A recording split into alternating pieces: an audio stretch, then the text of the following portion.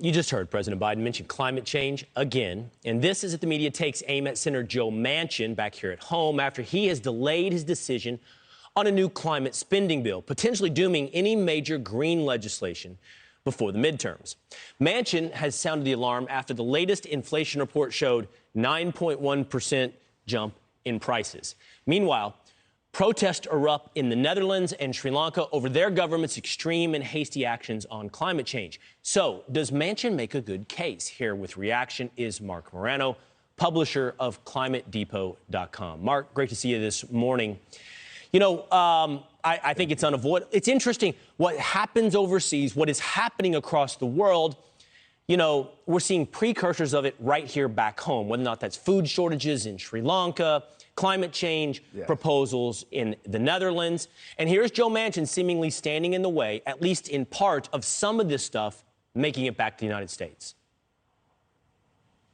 Yes, I've always said Europe is much further ahead with the insanity of their energy policy than the United States. So if you want to know what's going to happen in the U.S., look to Europe. And we're seeing devastating energy news in Europe. And what Joe Manchin did, I mean, what he did was phenomenal. It reveals the just insanity of the current climate energy movement, Green New Deal movement, if you will. He pulled out of this deal that they were trying to push on him with all sorts of bribes on the climate bill that President Biden's pushing, the Build Back Better, $2 trillion. And the New York Times quoted a University of California professor who said she was sobbing at this news. Chuck Schumer is shell-shocked. The House Budget Committee chairman said, we're all going to die.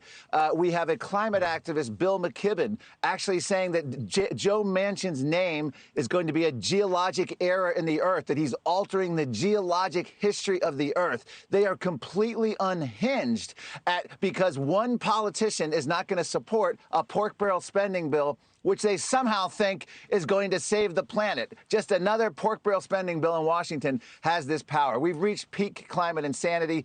Kudos to Joe Manchin for withstanding the pressure he's under. He's had activists at events surround him in the street chanting, "We don't want to die," surrounding him, not even letting him walk. There's video footage. They have targeted him, the climate activists, the Green New Deal activists, and he has stood strong and just not given in to their demands. Marc, how do you explain the insanity? Do you think that the likes of Chuck Schumer and others look across the world and see what's going on, hyperinflation and food shortages, and think it's disconnected from climate policies? Or do they think that you have to break a few eggs to make an omelet, that it's worth, you know, it's worth a little human suffering to save the habitat?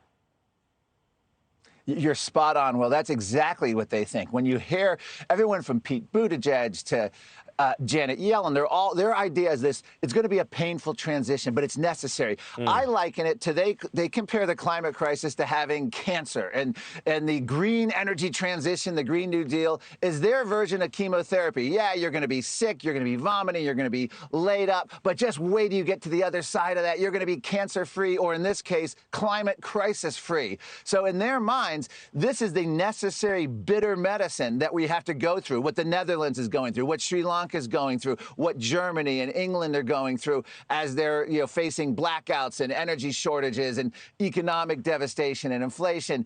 It's all worth it because we're going to solve the climate crisis, which is nuts because even John Kerry, Biden's climate envoy, said if the U.S. and Europe zeroed out our emissions, the Earth wouldn't even notice in terms of CO2 emissions because China, India, the developing world's economies are ramping up so fast that the CO2 emissions are going up. So if we were trying to save the planet, just hamstringing our economy and punishing our people has no impact on global emissions. You know what I would love to see, Marc, and we'll leave it here, but I would love to see their description of the planet post, in your analogy, chemotherapy. What is their description? Because they have told us piecemeal. It's fewer humans on this earth, so it's less population.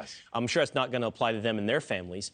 You know, it's less impact on the earth. So whatever that means, shorter lifespans, fewer people, less human flourishing. I'd like to know Bill McKibben's description of a healthy planet, because I think we wouldn't all agree with the picture of health. Marc Morano, great to talk to you this morning.